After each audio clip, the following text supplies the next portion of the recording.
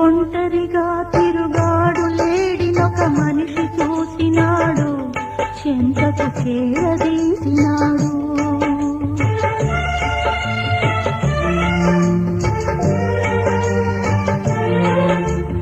అభము శుభము తెలియని లేడి అతనిని నమ్మింది, తన హృదయం పరిచింది. ఆ తరువాతే